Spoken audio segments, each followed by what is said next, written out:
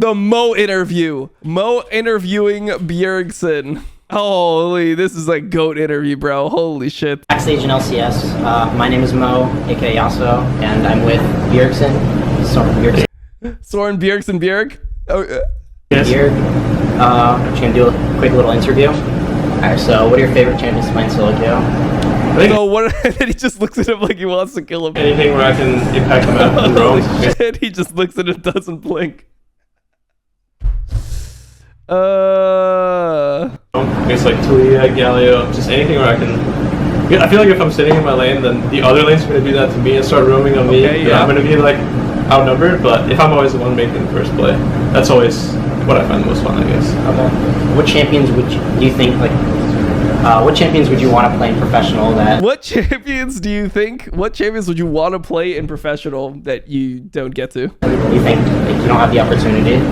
Like, do you think Yassuo, dude. Yassuo? If Yassuo was good, I would want to play him. He's really fun. Obviously, I'm not as good as you, but he's just a champion I always had a lot of fun playing, but it's kind of hard to make work in competitive play sometimes. But I guess any one of those champions that are just super high skill and has such a high skill cap, like Yassuo, Nidalee mid, and like this kind of stuff is Bro, look, in Mo's defense, you gotta understand that Mo blew up like overnight. Like Mo was a person who literally was completely unknown in the league community. He's completely unknown in the league community, and in like four or 5 months time, he went from being completely unknown. Then he had like a clip where he solo killed Faker. Faker was playing Malzahar.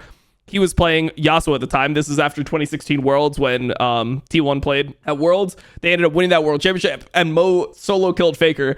That clip went super viral. He had a video that just went giga viral, and this is when League solo queue content was like popping off. So if somebody had a video that, you know, got millions of views, like I think got like 2 million views or something like that, he instantly had an insane YouTube channel overnight, and he just went from being complete nobody to interviewing Bjergsen. I think this was in this is spring, right?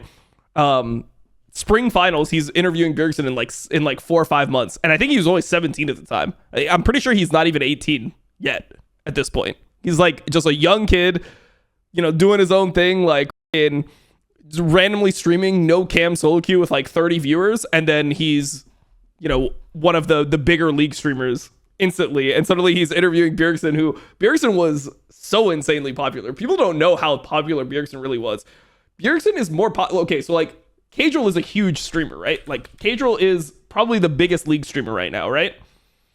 Kadril's been the biggest league streamer, or like the biggest esports content creator since 2021 summer. Like before it was LS, like then it was me, and then I got banned, and then it was LS again, and then it was Kadril from like 2021, I guess winter until now. He's been the biggest for like 3 years. Kadril has 457,000 followers on Twitter. Bjergsen went from having 10,000 followers to having 1.3 million followers in 7 months.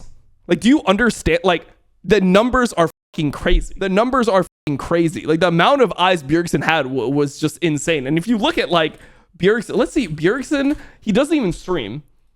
He has 1.5 million followers on Twitch. He has 500,000 more followers than Kadril, and he doesn't even stream, bro. Like this guy was so insanely popular. It was crazy the amount of people that cared about Bjergsen. Yeah. What is the most memorable competitive match you've ever played? Oh man, I think probably my first championship that I won back in like 2014.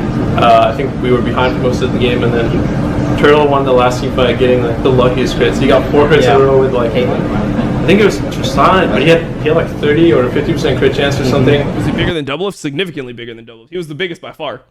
Like the thing is, it's like co-streaming and stuff didn't exist back then.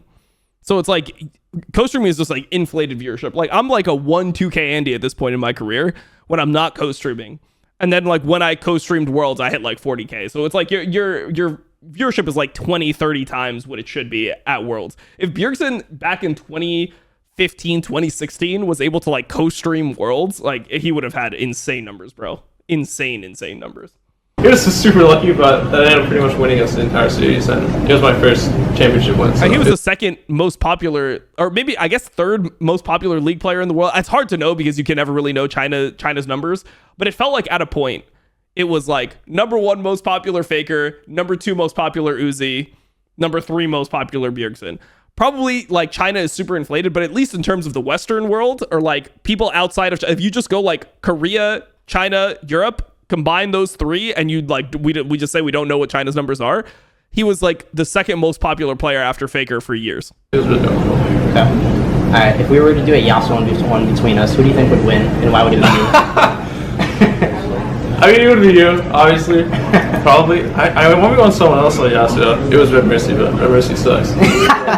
Red Mercy does suck. Better than him, so.